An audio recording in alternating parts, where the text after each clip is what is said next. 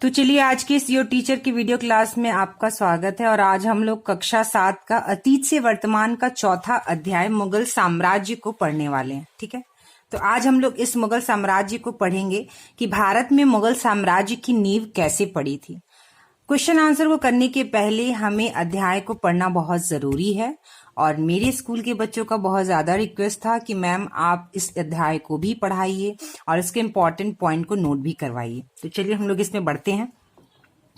आपने इकाई 3 में सल्तनत काल के राजा सुल्तान, ठीक है, तो सल्तनत काल के राजा सुल्तान और राजवंशों के बारे में पढ़ा है।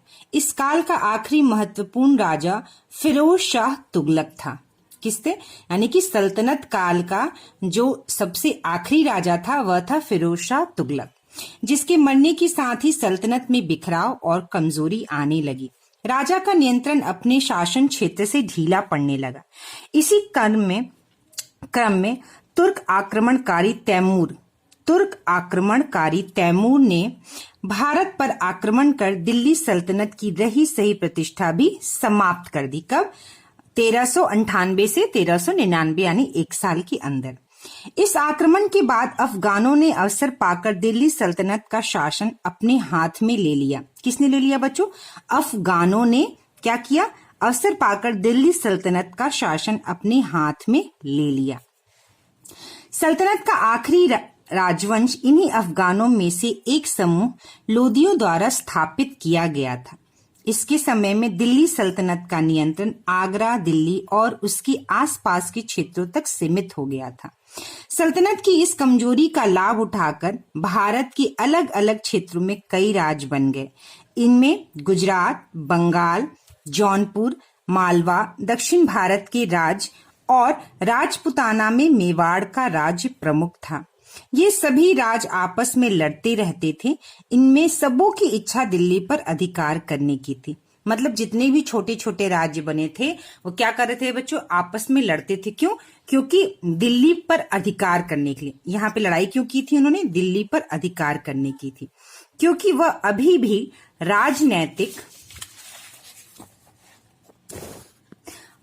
राजनैतिक शक्ति और प्रतिष्ठा का प्रतीक था। क्या था बच्चों? दिल्ली। ठीक है, वस्तुतः दिल्ली सल्तनत काल में लगभग 300 वर्षों तक राजधानी रही थी। देखिए यहाँ पे जरूर अंडरलाइन करिए, यानी दिल्ली जो है जब सल्तनत काल था तो उस समय 300 वर्षों तक राजधानी रही थी। कौन? दिल्ली। यहाँ से भारतवर्ष के अधिकांश हिस्से पर शासन किया जाता था। इसलिए यह शहर एक तरह से भारत का सबसे महत्वपूर्ण शहर था। क्यों महत्वपूर्ण शहर था बच्चों? क्योंकि यहाँ से भारतवर्ष के अधिकांश हिस्से पर शासन किया जाता था। कहाँ से? दिल्ली से। इन छोटे राज्यों में ही बिहार में नुहानी अफगानों का शासन था। बिहार में किसका शासन था बच्चों? नुहानी अफगानों का। इस राज्य के अधीन फरीद या शेर खां का सासाराम पर नियंत्रण था। किसका? शेर खां का। वह अपनी योग्यता की बदौलत नुहानी राजाओं के काफी करीब आ गया था। धीरे धीरे शेर खां ने बिहार में अपने को प्रभावी बनाया और आगे नुहानी शासकों के स्थान पर स्वयं बिहार का शासक बन गया। कौन बन गया बच्चों बिहार का शासक? शेर खां। ठीक है, नुहानी शासकों के स्थान पर कौन शासक बना? शेर खां। बिहार के इस बदलाव से पड़ोसी बंगाल के अफगान शासक, मतलब बंगाल के शासक कौन थे? अफगान के साथ शेर खां की संघर्ष की स्थिति बन गई। बंगाल के शासक शेर खां के इस बढ़ते प्रभाव से चिंतित थे। ठीक है, तो मतलब ये जो शेर खां थे और बंगाल के जो अफगान शासक थे, इन दोनों के बीच संघर्ष, मतलब लड़ाई के लिए संघर्ष स्थिति बन गई। 1538 ईस्वी में दोनों के बीच युद्ध हुआ। किसके किसके बच्चों? शेर खां और बंगाल के शासकों, अफगान शासकों के बीच युद्ध हुआ। इसमें शेर खां की जीत हुई। इसके साथ ही वह भारत का सबसे शक्तिशाली अफगान शासक बन गया। कौन? शेर खां क्या बन गया? बंगाल का सबसे अफगान शासक बन गया।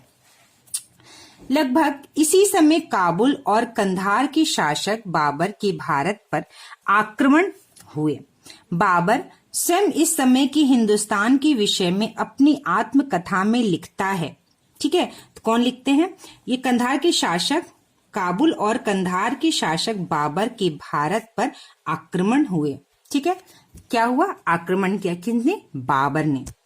बाबर स्वयं इस समय के हिंदुस्तान के विषय में अपनी मतलब बाबर ने क्या किया था? अपनी आत्मकथा को लिखा था। उसी आत्मकथा से ये लिखा गया है कि जब उसने हिंदुस्तान पर विजय प्राप्त की, उस समय सारा हिंदुस्तान किसी एक शासन के अधीन नहीं था। मतलब पूरे हिंदुस्तान पे किसी एक का शासन नहीं चलता था, अर्थात यहाँ अनेक छोटे छोटे राजा राज्य करते थे और उनमें से प्रत्येक अपने आप को सम्राट समझता था। मतलब जो छोटे छोटे राज्य के राजा होते थे उन्हें सम्राट कहा जाता था। तो अपने आप को क्या समझते थे? सम्राट। अपने निरंतर भारत पर होने वाले विदेशी आक्रमणकारियों के विषय में पढ़ा है। वस्तुतः भारत पर बाहरी लोगों द्वारा आक्रमण हमेशा उत्तर पश्चिम सीमा से होता आया था, क्योंकि उस क्षेत्र को सुरक्षित रखने के लिए शासकों द्वारा कभी भी ध्यान नहीं दिया गया। बाबर भी उसी रास्ते भारत आया। किस रास्ते भारत आया बच्चों? उत्तर पश्चिम सीमा से होते हुए बाबर कहाँ आया बच्चों? भारत आया। वह अपने छोटे राज्य को बढ़ाने और भारत की संपदा एवं धन दौलत के विषय में सुनकर आया था। मतलब बाबर जो है हमारी भारत की जो संपदा है, मतलब यहाँ की जो धरोहर थी, यहाँ की जो धन दौलत थी कि भारत में बहुत ज्यादा धन दौलत है, बहुत संपदा है, इसको सुनकर ही बाबर क्या है, कहाँ आया था बच्चों? भारत आया था। चलिए हम लोग आगे बढ़ते हैं।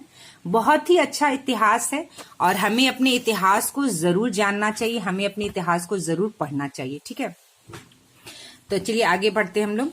भारत में मुगल राज्य की नींव। तो भारत में मुगल राज की नींव किस प्रकार से पड़ी थी? 1526 में। ठीक है, 1526 में बाबर अपनी घुड़सवार सेना, तोप, जिसका उपयोग भारत में नहीं हो रहा था, मतलब तोप का उपयोग भारत में नहीं होता था, बंदूक तथा घुड़सवार तीरंदाज एवं आक्रामक युद्ध शैली के साथ पानीपत पहुंचा। तो 1526 में बाबर कहाँ पहुंचा बच्चों? पानीपत पहुंचा। यहाँ दिल्ली के अफगान शासक इब्राहिम लोदी, यानी दिल्ली के अफगान शासक कौन? इब्राहिम लोदी के साथ उसका संघर्ष हुआ, मतलब युद्ध हुआ। इसमें बाबर की जीत हुई। किसकी जीत हुई बच्चों? बाबर की जीत हुई। ये बहुत इंपॉर्टेंट पॉइंट है कि 1526 में बाबर और इब्राहिम लोदी के बीच पानीपत में युद्ध हुआ, जिसमें बाबर की जीत हुई और तभी से मुगल राज्य की नींव पड़ी थी भारत में।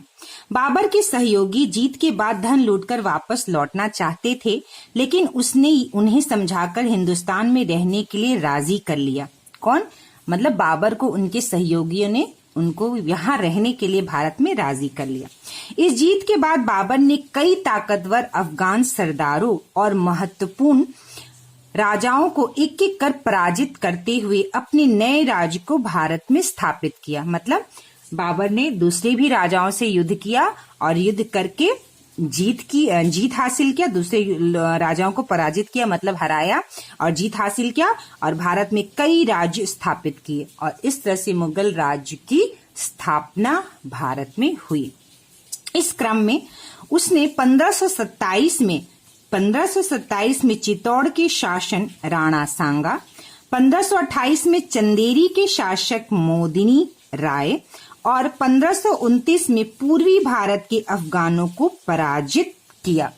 मोस्ट इंपॉर्टेंट लाइन, ये सब लाइन जरूर इंपॉर्टेंट है और इसको जरूर आप अपने नोट्स कॉपी में लिखिएगा। ठीक है, तो इन्होंने चित्तौड़ के शासन कौन थे? राणा सांगा। और चंदेरी के शासक कौन थे? मोदिनी राय। इन लोगों को किसने? बाबर ने पराजित किया था। ठीक है, चलिए आगे बढ़ते हैं।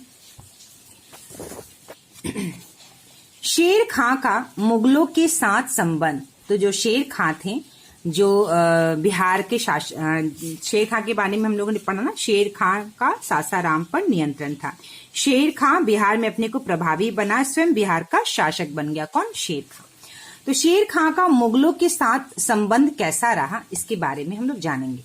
शेर खां कुछ दिनों तक बाबर के अधीन मुगलों की सेवा में भी रहा। मतलब शेर खां जो है वो बाबर के साथ, मतलब बाबर के अधीन, मतलब बाबर के अंदर, अधीन मतलब किसी के अंदर रहना, मुगलों की सेवा में भी रहा।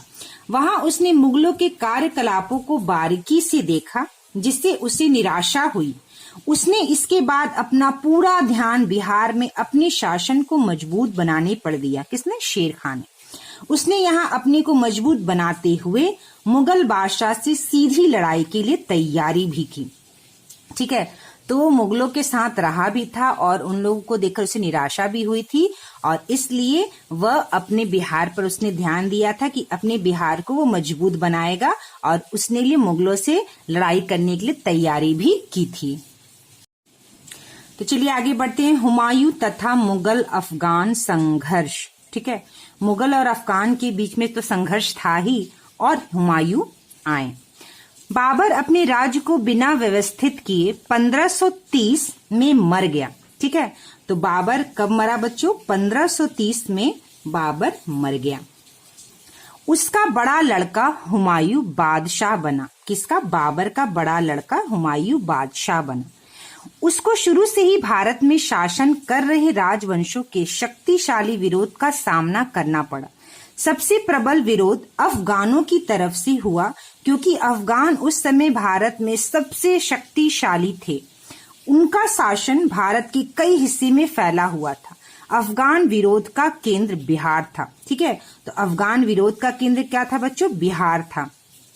और जो हुमायूं थे बाबर के लड़के, उनको शुरू से ही किससे मतलब संघर्ष करना पड़ा था बच्चों? अफगानों से संघर्ष करना पड़ा था। क्यों? क्योंकि भारत में सबसे ज्यादा जो शक्तिशाली था कोई, तो वह कौन थे? अफगान थे। यहाँ शेर खां की लगातार प्रगति को देखकर हुमायूं ने सबसे पहले बंगाल को, जिस पर शेर खां का अधिकार हो गया था, जीतने का प्रयास किया। ठीक है, तो शेर खां जो थे वो तो शासक थे ही बिहार के और फिर वो बंगाल पे भी उन्होंने अपना अधिकार कर लिया था। तो शेर खां जो है उनकी प्रगति दिन पर दिन बढ़ते जा रही थी, जिसको हुमायूं देखकर क्या करना चाह रहा था? बंगाल पर जीतने का प्रयास करना चाह रहे थे। कौन? हुमायूं। इसमें उसे सफलता भी मिली। किसे? हुमायूं को सफलता मिली। शेर खां ने हुमायूं के बंगाल अभियान को नहीं रोका। शेर खां ने हुमायूं के बंगाल अभियान को नहीं रोका। मुगल बादशाह 8 महीनों तक वहां रहा। इस बीच शेर खां अपनी शक्ति को बढ़ाते हुए बिहार के अतिरिक्त चुनार, बिहार माने बिहार में तो किए ही न शेर खां ने, उसके अलावा कहाँ कहाँ उन्होंने अपनी शक्ति को बढ़ाया? चुनार में, बनारस, जौनपुर, कन्नौज को अपने अधिकार में कर लिया। इस तरह उसने हुमायूं के आगरा लौटने का मार्ग अवरुद्ध कर दिया। ठीक है, क्या किया? आगरा लौटने का मार्ग जो है अवरुद्ध कर दिया। अवरुद्ध कर दिया। अवरुद्ध का अर्थ होता है बच्चों रोक देना। ठीक है, अवरुद्ध का अर्थ होता है रोक देना। तो हुमायूं ने क्या किया? इस तरह उसने क्या किया? हुमायूं के आगरा लौटे। किसने? शेर खां ने। माने हुमायूं आगरा से लौटना था तो उस रास्ते को उन्होंने रोक दिया, बंद कर दिया। आगरा में हुमायूं के भाइयों द्वारा राज्य प्राप्त करने के प्रयास के कारण उसे वापस लौटना पड़ा। आगरा में हुमायूं के भाइयों द्वारा राज्य प्राप्त करने के प्रयास के कारण उसे क्या करना पड़ा बच्चों? वहीं से लौटना पड़ा।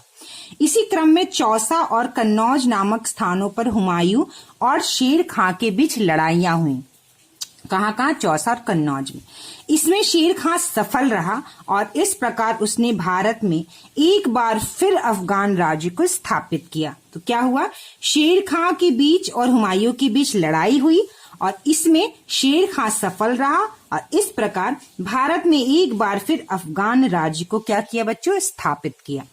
मुगल अफगान संघर्ष के इस दौर में अफगानों की जीत का पूरा श्रेय शेर खां के सफल कूटनीति को जाता है। शेर खां के किसकी बच्चों? सफल कूटनीति को जाता है और अफगान फिर से वहां पर अफगान राज्य को स्थापित किया। अफगान को क्या किया बच्चों? फिर से स्थापित किया गया। अब है आगे शेर शाह का शासन। शेर खां ने राजा बनने के बाद शेर शाह की उपाधि धारण की। ठीक है, उन्होंने क्या किया बच्चों? शेर शाह की उपाधि धारण की। उपाधि का बच्चों अर्थ होता है यहाँ पे सम्मान। ठीक है, तो मतलब शेर खां जो थे वह बादशाह बनने के बाद शेर शाह का उपाधि उन्होंने धारण किया था, यानी सम्मान प्राप्त किया था। उसने अपने पूरे राज्य में कानून और व्यवस्था स्थापित की। क्योंकि मुगल और अफगान संघर्ष के कारण भारत का एक बड़ा क्षेत्र प्रशासनिक रूप से अस्थिर हो गया था। मतलब प्रशासनिक जो वहां पे जो प्रशासन था, मतलब जो कानून व्यवस्था थी, वहां स्थिर नहीं थी, सब कुछ बिखर गया था। उसने स्थानीय जमींदारों से वसूल की गई लगान को भी सख्ती से प्राप्त किया। जमींदारों को किसानों से निर्धारित दर से अधिक लगान नहीं वसूलने की आज्ञा दी गई।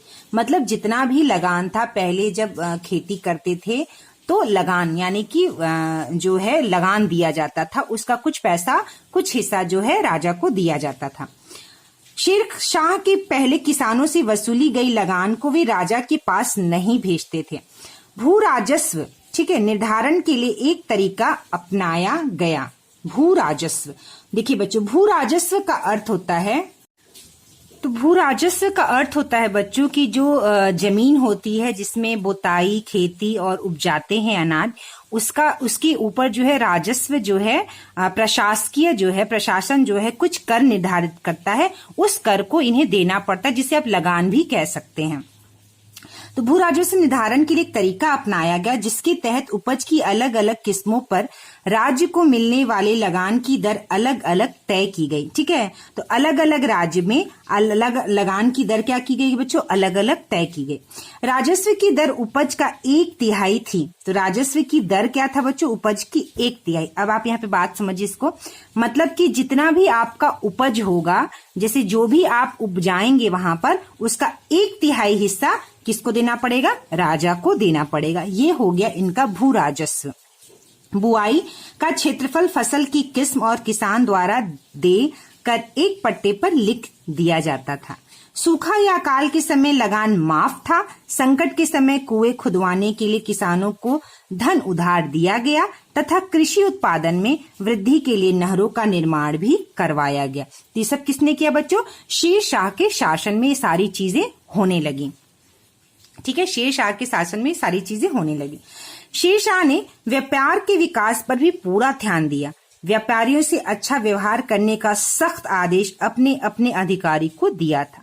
व्यापारियों से पूरे राज्य में मात्र 2 ही जगह कर लिया जाता था। ठीक है, चूंकि शेर शाह को अपने नए राज्य को मजबूत करने के लिए पैसों की जरूरत थी, व्यापार से आय हो सकता था, इसलिए उसने व्यापार की उन्नति पर पूरा ध्यान दिया। मतलब शेर शाह ने पूरा जो सिस्टम था उसको उन्होंने संभाला था और उन्हें भू राजस्व, लगान, व्यापार और नहर, कुएं, जितनी भी चीजें थी उन्होंने पूरी व्यवस्थित की थी और उसको पूरे अच्छे तरह से लागू किया था। चलिए हम लोग आगे बढ़ते हैं। शेर शाह ने व्यापार के विकास के लिए ही यातायात के साधनों को उन्नत बनाया। शेर शाह ने क्या किया बच्चों, यातायात के साधनों को भी क्या किया था उन्होंने, बहुत अच्छा बनाया था। पुरानी सड़कों की मरम्मत करवाई और कुछ नई सड़कों का निर्माण भी करवाया। सड़कों के किनारे प्रत्येक 8 किलोमीटर पर लोगों और व्यापारियों के विश्राम के लिए सरायों का निर्माण कराया। सरायों मतलब ऐसा जगह जहां लोग आराम कर सके, गुजर रह सके, जहां हिंदू और मुसलमान दोनों कर्मचारी रहते थे। व्यापार का विकास हो सके इसलिए व्यापारियों से लिए जाने वाले कर को फिर से तय किया गया। सरायों के आसपास गांवों या छोटे शहरों को बसाया गया। सरायों के आसपास क्या किया बच्चों, छोटे गांव और शहर को बसाया गया। आज भी आपको कई गांवों और शहरों के नाम में सराय मिल जाएगा, जैसे मुगल सराय, दलसिंह सराय, बेगूसराय इत्यादि। तो देखिए बच्चों, हमने कितनी अच्छी बात यहाँ पर सीखी। अगर आप पूरा पुस्तक नहीं पढ़ेंगे और सिर्फ प्रश्न अभ्यास करेंगे तो ये सारी चीजें हम नहीं सीख पाएंगे। क्यों? क्योंकि शेर शाह ने ही सरायों, ठीक है, शेर शाह ने ही क्या किया था, सरायों का निर्माण करवाया था। सरायों का निर्माण करवाया था जहां हिंदू और मुस्लिम दोनों कर्मचारी रहते थे। और ये सराय क्या था बच्चों, जहां लोग जाकर विश्राम और आराम कर सके। और इन्हीं सरायों के नाम पर मुगल सराय, दलसिंह सराय, बेगूसराय इत्यादि नाम पड़े। तो कितनी अच्छी बात हमने यहाँ पर सीखी। अगर हम ये किताब नहीं पढ़ेंगे, आप इस इतिहास को पूरा लाइन बाय लाइन नहीं पढ़ेंगे, सिर्फ प्रश्न उत्तर करेंगे तो कोई फायदा नहीं होगा। ठीक है, आगे चलते बढ़ते हम लोग। दैनिक प्रशासन की व्यवस्था में शेर शाह ने सल्तनत काल में प्रचलित व्यवस्था को ही बनाए रखा। ठीक है, शेर शाह ने सल्तनत काल में प्रचलित व्यवस्था को क्या किया, बनाए रखा। इसके विषय में आप अध्याय 3 में पढ़े होंगे। शेर शाह ने केवल उसे प्रभावी बनाया। ठीक है, तो शेरशाह जो थे वह जो है जो प्रथा चलती आ रही थी सल्तनत काल से, उसको और उन्होंने अच्छे से लागू किया और उसे बेहतर किया, प्रभावी बनाया, मतलब उसको प्रभाव में लाया। इस प्रकार यह कहना सही होगा कि शेरशाह का शासन काल मात्र 5 वर्षों का रहा। उसके मरने के बाद ही उसका राज भी ज्यादा दिन तक नहीं चल सका। उसके उत्तराधिकारी शेरशाह की व्यवस्था को संभाल नहीं सके। फिर भी कम समय में ही उसने जो कार्य किए तथा जनता पर जितना प्रभाव इन कार्यों का हुआ, वह इतिहास में शेरशाह और उसके अफगान राज को महत्वपूर्ण स्थान दिलाता है। स्मरणीय है, मतलब याद रखा जाता है कि इस पूरी प्रक्रिया में बिहार की भूमिका निर्णायक थी, क्योंकि शेरशाह की प्रशासनिक सुधारों की प्रयोगशाला बिहार ही था। ठीक है, तो शेरशाह की जो प्रयोगशाला थे, इन्होंने जो कुछ भी किया था, नई नई चीजें की थी, प्रयोगशाला मतलब नया नया प्रयोग किया था, वह कहाँ किया था बच्चों? बिहार में किया था। चलिए आगे बढ़ते हैं। बादशाह अकबर और मुगल राज्य का मजबूत होना। ठीक है, तो बादशाह अकबर और मुगल राज्य का मजबूत कैसे होना? शेरशाह के उत्तराधिकारियों के कमजोर होने के कारण हुमायूं दिल्ली पर 1555 ईस्वी में अधिकार करने में एक बार फिर सफल रहा। ठीक है, तो शेरशाह जो है वो अपना कार्यकाल पूरा करके मर गए। उनके बाद जो उनके उत्तराधिकारी थे, मतलब उनके पास जो संभालने वाले थे उस मतलब अपने राज्य को, वो कमजोर पड़ गए। और उनके कमजोर पड़ने के बाद क्या किए?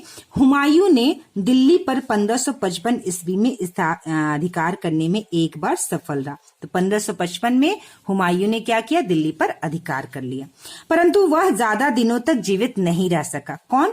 हुमायूं। ठीक है, उसका बेटा, किसका बेटा? हुमायूं का बेटा। किसका बेटा बच्चों? हुमायूं का बेटा कौन है? अकबर। उसका बेटा यानी हुमायूं का बेटा अकबर 13 साल की उम्र में बादशाह बना। कितनी उम्र में बच्चों? 13 साल। उस समय हिंदुस्तान में मुगल वंश का राज ठीक से जम नहीं पाया था। चारों तरफ से दूसरे राजा मुगलों को खदेड़ने पर तुले थे।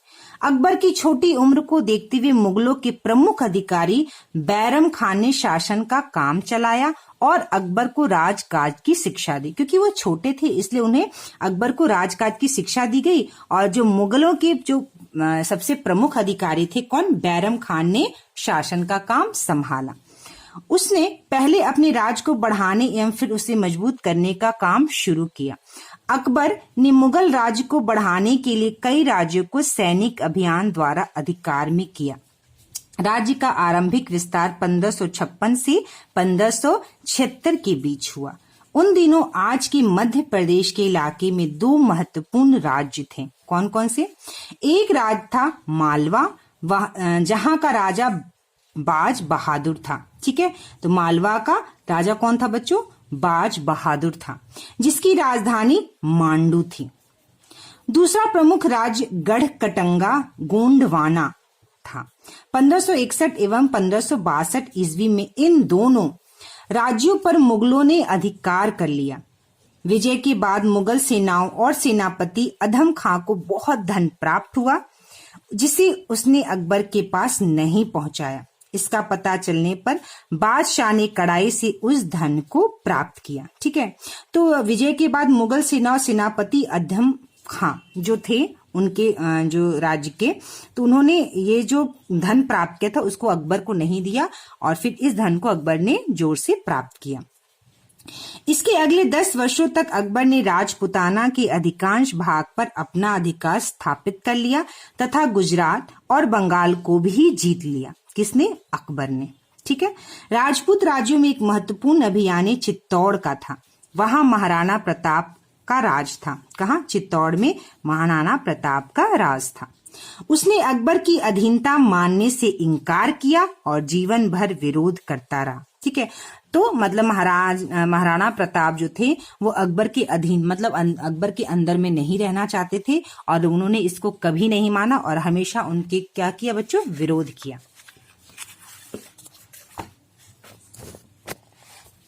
चलिए आगे। यद्यपि उसका दुर्गम किला अकबर द्वारा जीत लिया गया था। किसका? महाराणा प्रताप का। चित्तौड़ के बाद दूसरा महत्वपूर्ण राज्य रण रणथंभौर को अकबर के द्वारा जीता गया।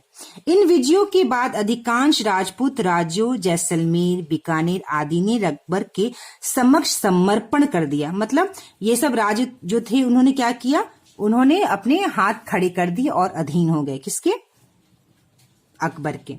इसके बाद अकबर ने गुजरात को अपने अधिकार में किया। यह प्रदेश बाहरी देशों से व्यापार के कारण काफी समृद्ध बन गया था। यह भारत के साथ होने वाले विदेश व्यापार का महत्वपूर्ण केंद्र था। मुगलों के नियंत्रण के पश्चात इससे अच्छी आय प्राप्त हो सकती थी।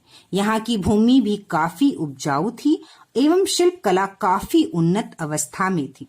इसलिए अकबर ने इस क्षेत्र को जीतना जरूरी समझा। इसी विजय की याद में अकबर ने बुलंद दरवाजा का निर्माण किया। तो देखिए बच्चों, किसने निर्माण किया था, अकबर ने बुलंद दरवाजा का निर्माण किया था। क्यों, मुगलों के नियंत्रण के पश्चात इससे अच्छी आय प्राप्त, यहाँ की भूमि काफी उपजाऊ थी एवं शिल्प कला काफी उन्नत अवस्था में थी। शिल्प कला मतलब जो कारीगरी होती है बनाने की। इसके विषय में आप इकाई 5 में पढ़ेंगे। अकबर का ध्यान भारत के एक अन्य उर्वर क्षेत्र बंगाल पर गया। वहां अभी भी अफगानों का राज था। कहां, बंगाल में। उसके पड़ोसी बिहार पर भी अफगान शासन ही था। 1576 ईस्वी में एक भीषण युद्ध के बाद अकबर ने इन दोनों प्रदेशों पर अधिकार कर लिया। यह अफगानों का आखिरी राज्य था, ठीक है, जिस पर मुगलों का अधिकार हुआ। किस पर बच्चों, इस पर मुगलों का अधिकार हुआ। उसके पड़ोसी बिहार पर भी अफगान शासक ही था। 1576 ईस्वी में एक भीषण युद्ध के बाद अकबर ने इन दोनों प्रदेशों पर अधिकार कर लिया। यह अफगानों का आखिरी राज्य था जिस पर मुगलों का अधिकार हुआ। इन विजयों के पश्चात अकबर ने पश्चिमोत्तर सीमांत को सुरक्षित बनाने पर बल दिया।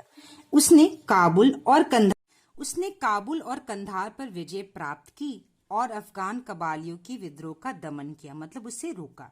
तदुपरांत उसके बाद दक्षिणी भारत के पठारी क्षेत्रों के राज्यों पर अभियान किया। फलस्वरूप खानदेश पूर्णतः और अहमदनगर आंशिक रूप से उसके शासन के अधीन आ गया।